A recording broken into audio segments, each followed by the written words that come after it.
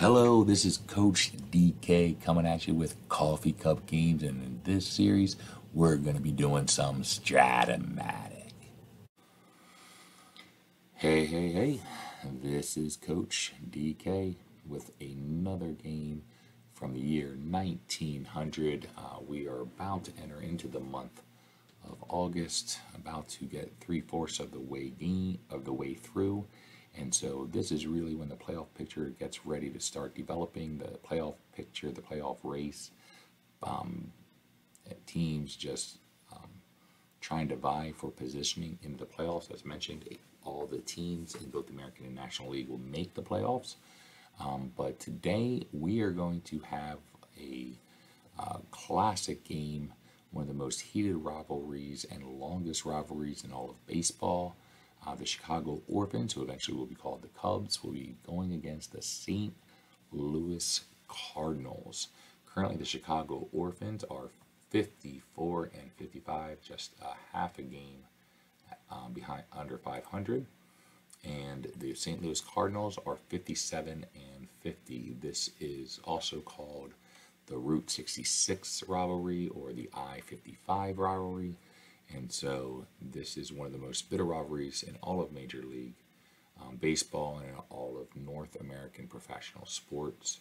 And so let's get ready to jump into the standings. Currently, you'll see just real quick in the American League, we have Chicago, who is holding on to a one-game lead over Cleveland. Cleveland has continued to be right on their heels. It was originally just the two teams with Indianapolis, Detroit, and Milwaukee kind of like in the middle, and then the bottom three teams there. But you can start to see that Indianapolis and Detroit and even Milwaukee are kind of like pushing themselves into the hunt for leading the division. And so it'd be interesting to see what ends up expiring as we continue with the season. But we are in the National League. Brooklyn continues to have the best record in the entire Major League, National and American League combined. Boston continues to be around that 6-7 games behind, but today we're focusing on the St. Louis Cardinals and the Chicago Orphans. You can see that they are 3rd and 4th place. Originally in the year 1900, the teams had the exact same record. Both were 65-75, so this should be a real good game. Two very well-balanced teams. But you will see as you look at the rosters and the lineups, it does seem like St. Louis might have the advantage. So let's go ahead and look at the lineups for Chicago Orphans. We have Cupid Childs, the second baseman, who's going to be leading off. He is hitting .419 in the last 10 games. We got Bradley, unfortunately, right behind Childs, who's been struggling, hitting only .143 in his last 10 games. Green will be in the 3rd spot. He is playing right field. Mertz, the center fielder, will be in the cleanup spot. Ryan, who is currently on a 14-game hitting streak, will be playing left, batting 5th. McCormick, the shortstop, will be batting 6th. Ganzel, the first baseman, batting 7th. Donahue will be behind the plate. He will be batting 8th. And the pitcher will be Callahan. He has 25 starts. He has a 9-11 record with a 3.39 ERA. As you can tell, there are no Hall of Famers playing for the Chicago Orphans today, at least not starting. Fred Clark is their lone Hall of Famer, and he will be on the bench today. For the Cardinals, they look like they have, obviously can tell, have 4 Hall of Famers that will be in the lineup today. Let's go ahead and go through it.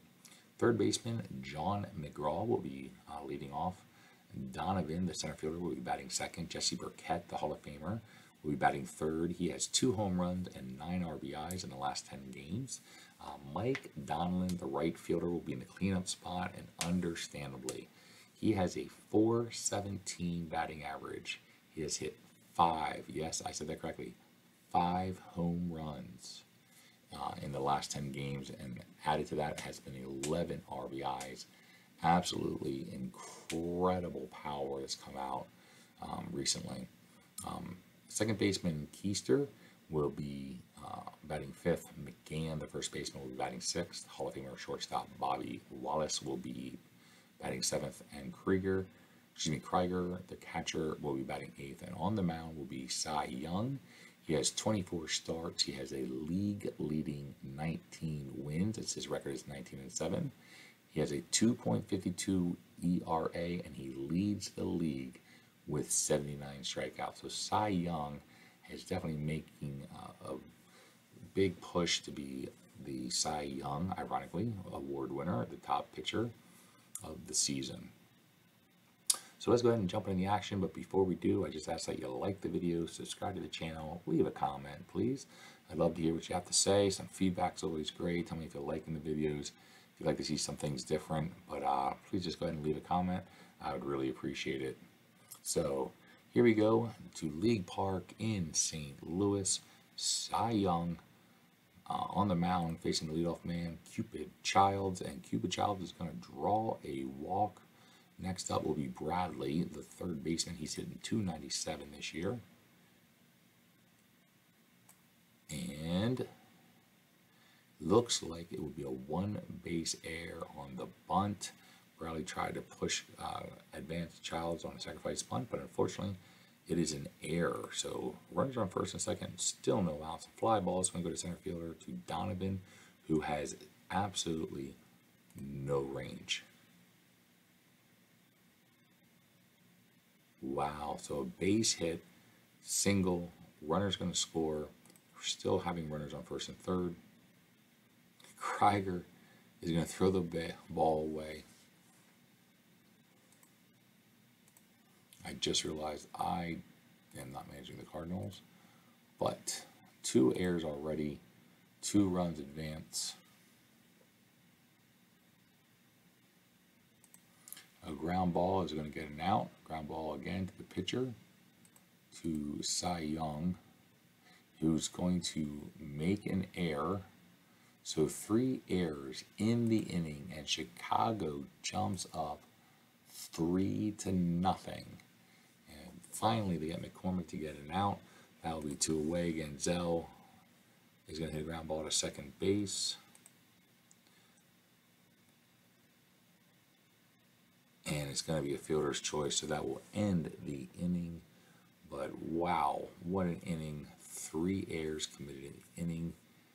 And St. Louis hasn't even gotten to the plate yet, and they are down 3-0. So here, let's see if our Hall of Famers can come through for us. John McGraw is going to rip a single. We are going to let him advance to second. He does get there, bringing up Donovan.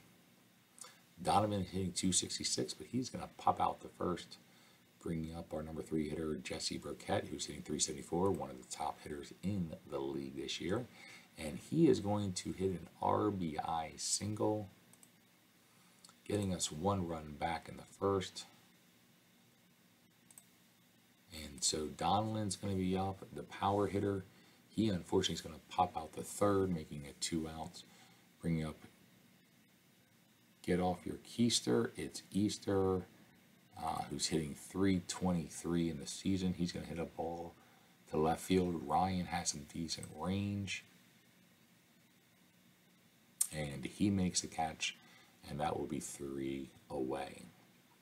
So Donahue's going to be up. He is going to be struck out by Cy Young. 1 strikeout for Cy Young for the day. Callahan, the pitcher's going to be up. He's going to line out the first, bring up Cupid Childs, who walked the first time to start off everything. He's going to hit the ball to third. McGraw, who is not known for his defense, is going to make the error. Cupid Childs is going to advance to second. And Bradley is going to rip a single. Childs is going to try to score, and he does. Bradley now is going to go ahead and try to steal, and another error. 5 stinking errors. Dude. Green, who did get an RBI the last time with a single, is going to line out to end the inning. But wow, our defense is absolutely doo-doo. McGann is going to be up. He needs a 1. I thought it said 1 to 18 for a single, and he gets a 20. Sheesh. So far, the Cards and the defense are not in our favor. We're going to try to steal. And even though he's being held on pretty close, he does advance with the stolen base. Wallace is going to be up. He is going to single. We are going to, let's hold the runner. Wallace is going to try to steal second.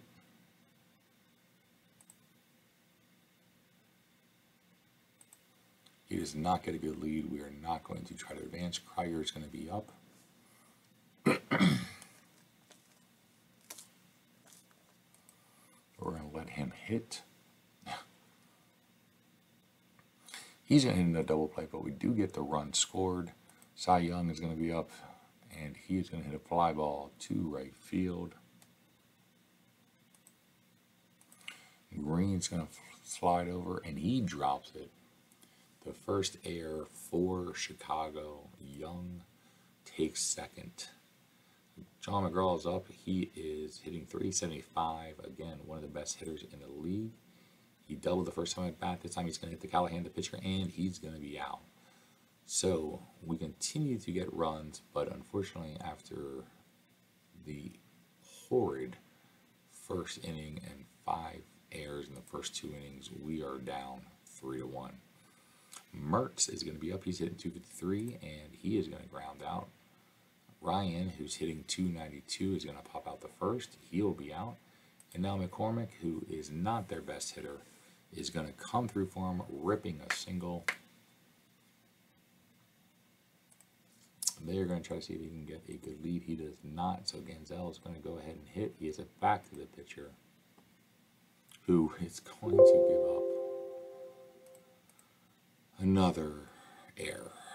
Wow, this might be the most errors we have seen in a game, and we're not even through 3 innings. Donahoe is up. He is going to hit a fly ball straight at Donlin. That will be the end of the inning, luckily for us, as runners were on second and third. But now we are going to be in the bottom of the third with Donovan, our center fielder. He's going to be up. He is hitting .266. He's going to draw a walk. So with a +3 catcher, we are going to let Jesse Burkett hit. He is 1 for 1, and unfortunately it goes against us. A 4-6-3 double play. Donovan's going to be up. He's going to hit a ground ball, and that's going to be out. So 3 batters come up, 3 batters are done. So after 3, Chicago has 4 runs on 4 hits with only committing 1 error, while St. Louis has 2 runs on 4 hits, and they have committed a horrid number of errors with 6. So Young is back on the mound. Callahan, the pitcher, is going to get a single. Young is now going to pitch to Cupid Childs, who's going to bunt. Callahan takes second. Bradley is up. He's going to hit a fly ball to right field. Let's see if it is deep enough. It is, and Donlin has a good arm, and he throws it, and Callahan decides not to test it. And instead, he's going to try to steal third. It does not work. That's going to end the inning. So we are now in the bottom of the 4th. Second baseman Keister is up. He is going to hit a ground ball, and oof, he is injured. He will have to sit out the rest of the game. Going to have to find out how long he will be out of commission. He already missed some games this season with injuries, but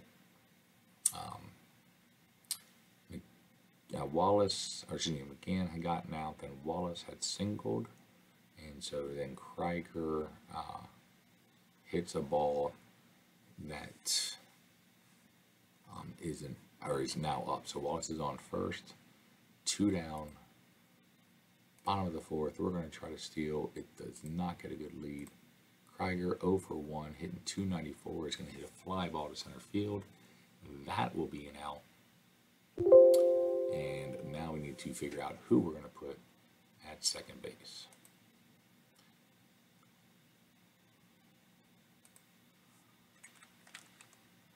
See who we got here.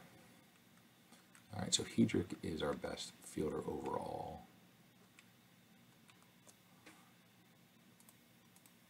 McGraw can't go there. Donovan can't go there. Burkett can't go there. Donnelly can't go there. McGann cannot. Wallace cannot. And Krieger cannot. So it does look like we only have one option at second, and that's going to be Kruger, I believe.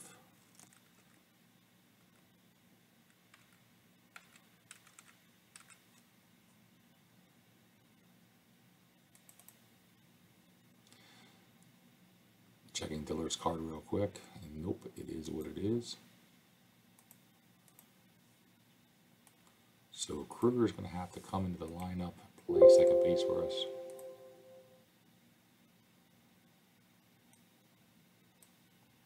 There we go. So Cy Young is back on the mound. He has only given up, it looks like, one earned run. So with one earned run out of the four, whoops, I did not want to do that. So we are going to undo the last play. I accidentally hit the wrong button. Green is up. And that will be a strikeout, the second one of the game. And Cy Young now is at 81 strikeouts for the season. Mertz is up. He is going to ground out, 2 down. Ryan is up. He's hitting 291. He's going to get a single. And now McCormick is up. He is 1 for 2, and that will end the inning with the ground out. So into the bottom of the 5th inning. Here we go. Cy Young is up. He is going to line out to start off the inning. McCraw is 1 for 2. He has a double. He's going to be 2 for 3 as he rips a single. And we are obviously, in case you haven't figured this, are going to attempt to steal. With still being over 50% chance, we are going to try it, and it does work. Donovan is up. Runner on second. He's going to hit a line out to first. That's not going to help us. Jesse Burkett, the Hall of Famer, is up. And that will be a strikeout. That is the first strikeout for Callahan. And that's going to end the inning. Top of the 6th. Here we go. Genzel's going to be up. He's 1 for 2. And he is going to ground out to start the inning. Next up is Donahue, the catcher. He's going to hit a fly ball to left field. And Callahan, the pitcher, is up, and he's going to line out. So a 1-2-3 inning. Besides the first inning with all those errors, Cy Young has been able to really manage the Orphans. But as much as he's managing the Orphans, Callahan is managing the Cardinals. As Chicago continues to lead 4-2. Donlin is up. He's going to get out on a ground out, and then immediately followed is Kruger, the new second baseman, and he's going to strike out. That's going to be Callahan's second strikeout. McGann is up. He has a chance for a single, and he does. And so we are obviously, in case you don't know, are going to try to steal. He just beats the throw. And so Wallace, who is 2 for 2 already with some singles, is going to get his 3rd single of the game. And we are going to go ahead and score the run, making it 4-3. Wallace is now on first. It's harder to get a lead. He does get a lead, and they throw the ball away. The second error of the game. Wallace now is on third. Lou Krieger is up, and he is going to unfortunately pop out to second. But another run added for St. Louis. That brings the game 4-3. Chicago has 4 runs on 6 hits, having committed 2 errors, and St. Louis has 3 runs on 8 hits. But unfortunately, we have committed 6 errors. So before we jump into the 7th inning and the final 3 innings, let's go ahead and let's see who our player profile is. And that is not correct.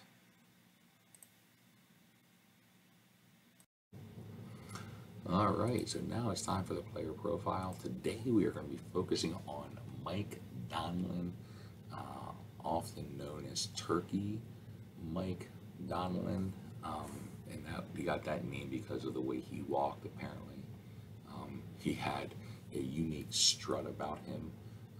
He was quite controversial in his time. He was very entertaining, playing to the crowd, liked to make a big scene wherever he went. His style of dress was just extremely flamboyant. And apparently he liked to live a lifestyle that was the high life. And so he was known as the baseball idol of Manhattan, but he often, because of his own personal pursuits with having a career off the baseball field, as well as his alcoholism, he really struggled in some of his relationships, particularly toward the middle end of his career. Donlin started off with the St. Louis Perfectos, which eventually became the Cardinals in the year 1900. So the year 1900 is actually his second season in the league. His final season with St. Louis. Next year he'll go to the Orioles, and then he'll spend a 3-year stint with the Cincinnati Reds. And in 1904, his last year with the Reds, he gets traded to the Giants, and he ends up playing with the Giants for 5 seasons during, like, I want to say it's like 4 seasons really during a 7-year span. So he starts in 1904, his first real full-time year as a Giant. He leads the league in runs scored. He helps John McGraw's Giants win the World Series. And so he's doing awesome. Donlin was not a bad player at all. He 5 times he had over 300 batting average. He did have 51 home runs, which is pretty good for a dead ball hitter, the dead ball era. But the real interesting thing about Mike Donlin, and what probably held him back, was number one, we talked about his alcoholism and his desire to be an actor. He married his wife, Mabel Tett, who was a vaudeville and Broadway actor. And so what he decided to do is, he got injured at the end of 1906, and so he decided to come back, interested in playing for 1907. But the problem is that, being the cocky, flamboyant, and very brash person that he is, he wanted to get the exact same salary. He demanded not only his same salary, but he wanted a $600 bonus if he would remain sober during the season. The Giants owner refused, and so Donlin decided he was just going to sit out the entire 1907 season. So Donlin's one of the first big holdouts during a contract negotiation. He spent the entire year, the season, traveling with his wife, and really the two of them became put on a show that they did, and he really became in love with the theater even more so, and the high society that came with it. When he returned in 1908 to the Giants, in his first game back, he had a 2-run home run in the bottom of the 9th with 2 outs, which just seemed to fit everything about Mike Donlin's personality. He ended up hitting .334, being second in the league in hitting that year. And so he decided after the season he was going to go ahead and take another 2-year break to pursue acting. So he just decided, you know what, I played a year, I'm still good, I'm going to go act now and try to make a career out of it. And so because he was not willing to really negotiate and he was not really that best of a defensive player, the Giants ended up trading him to Boston first, and then to Pittsburgh in 1912. He took a year off, this time not for acting, just took a year off, was getting older, and then returned for 1 year to the Giants, more or less just to get paid so that he could go and move to Hollywood to become an actor, where he, from what I had read, was in 50-some movies during his acting career. He was not what we would call one of the main actors of his time, but he did act in a lot of movies and enjoyed living in California and Hollywood.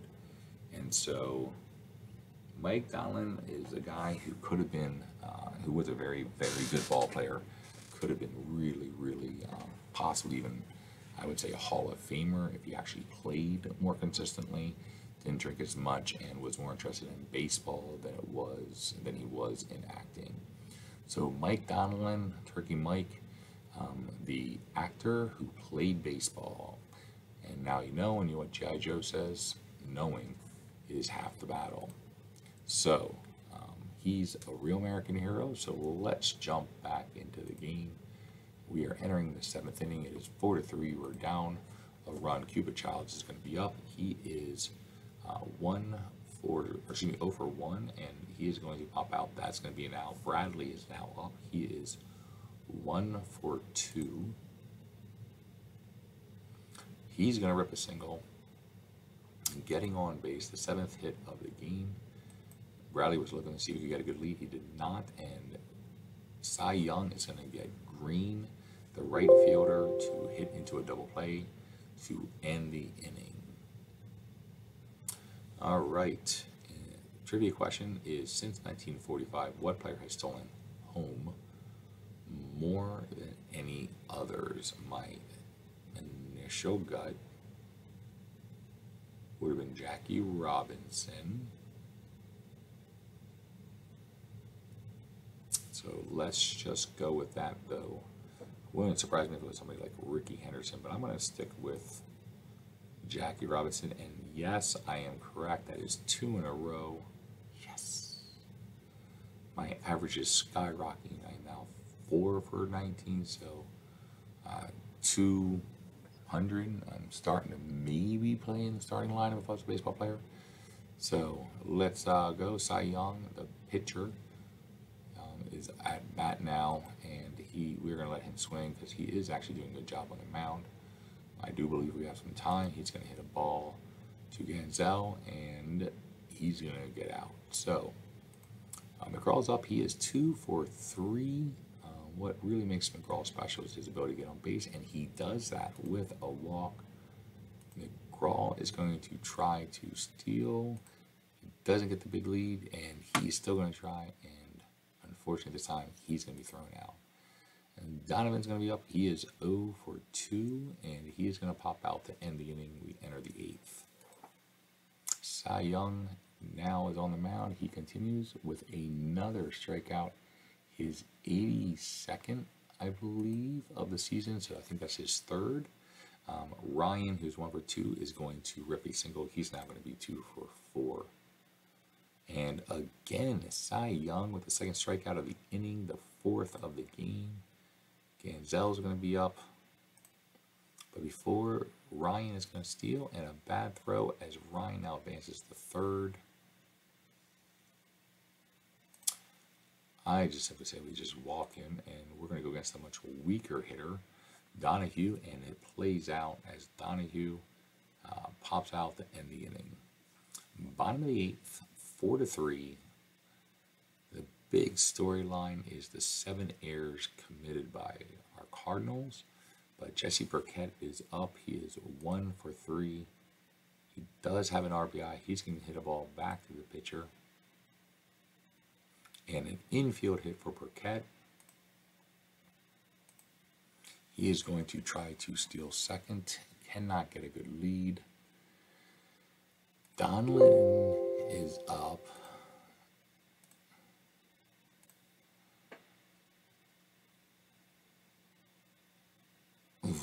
Donlin's hitting 349. He has 60 RBIs. We just got to let him hit. I was really thinking about doing a hit and run. This actually worked out well for us. Burkett, Donlin pulls the ball, hits it to right field, allowing Burkett to take 3rd. Donlin is able to get a huge lead. They do not throw the ball. That's going to put runners on 2nd and 3rd. Bottom of the 8th, Kruger is up. Unfortunately, we need to let him hit. And he is going to strike out. 1 down, but McGann is up. He is our 291 hitter for the season. He's got 31 RBIs. He is 2 for 3 today with 2 runs scored. Callahan is going to get him to hit a fly ball to right field. Burkett is going to be able, should easily be able to score. They just make sure Donald doesn't advance. That is going to tie the game. And now Bobby Wallace, the Hall of Famer, is up. He is 3 for 3 with a single, a chance to win it. He hits a ball to left field. Donald can score. They give us the run. Do not try to test it. It was a 1-17. I think it was probably wise to keep Wallace from being in scoring position in case we get another hit. And now we got Krieger, our catcher, up. He's going to hit a single. Wallace is going to try for third. He gets there. So now the challenge, 2 outs.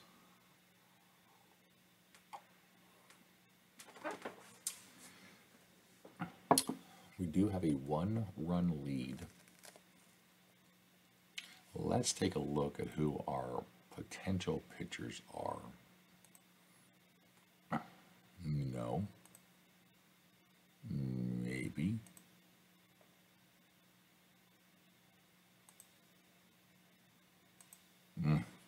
Oof.